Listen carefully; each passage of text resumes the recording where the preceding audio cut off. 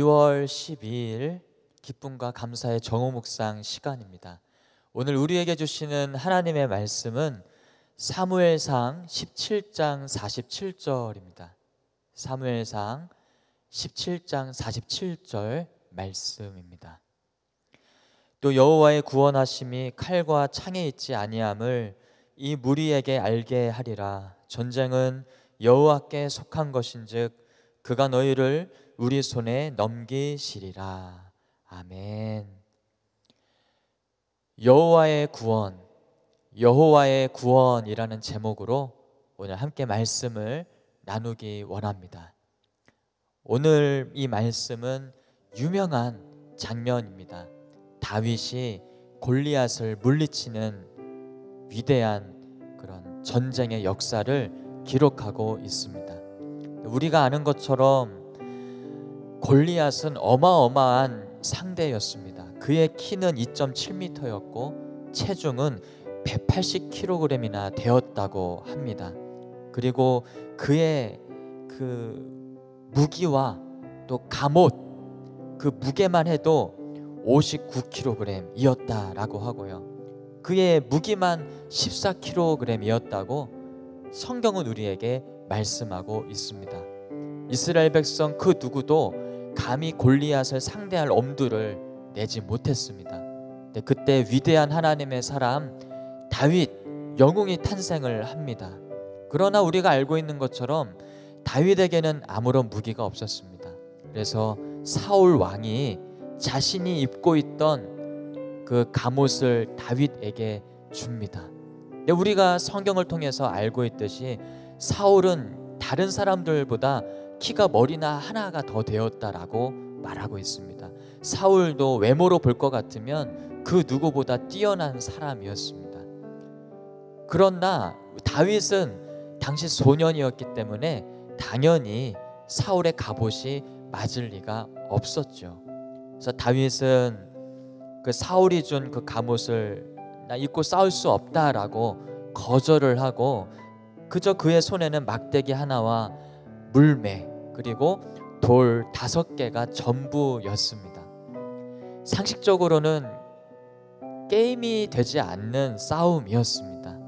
그러나 다윗은 그 초라한 그 무기라고 부르기도 민망스러운 그 물매와 돌만 쥐어쥐고 담대하게 골리앗과 싸웁니다. 근데 놀랍게도 다윗은 골리앗을 물리칩니다. 막대기와 돌 5개만으로 충분했던 것입니다. 여러분, 우리는 알고 있습니다.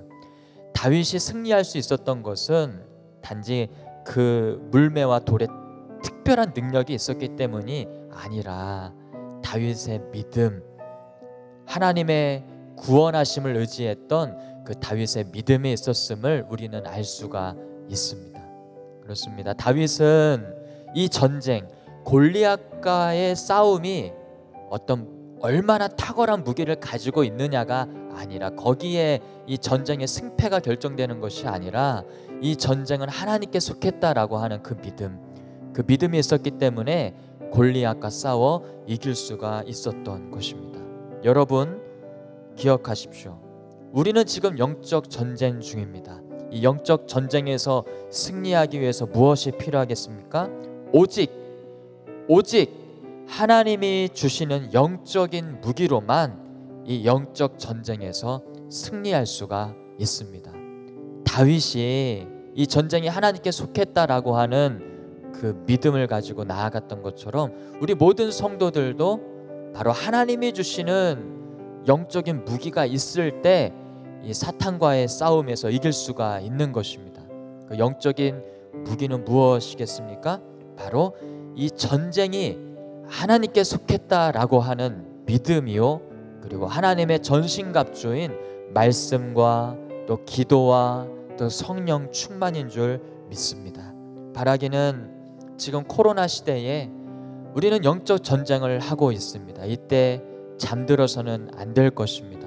이때 더욱 깨어서 이 전쟁이 하나님께 속했음을, 이 모든 상황이 하나님께 속했음을 믿으며 하나님의 전신갑주를 취하고 승리해야 할 줄로 믿습니다. 바라기는 이 모든 상황이 하나님께 속했다, 이 모든 전쟁이 하나님께 속했다라고 하는 그 믿음을 가지고 나아가는 우리 모든 성도님들이 되시기를 주님의 이름으로 축복합니다. 이 주신 말씀 의지하며 우리 함께 기도하기를 원합니다. 성령으로 충만하여 영적 전쟁에서 승리하도록 기도합시다. 그리고 하나님의 전신갑주로 무장하여 영적 전쟁에서 승리할 수 있도록 우리 두 가지 기도 제목을 가지고 우리 함께 기도하겠습니다. 기도합니다.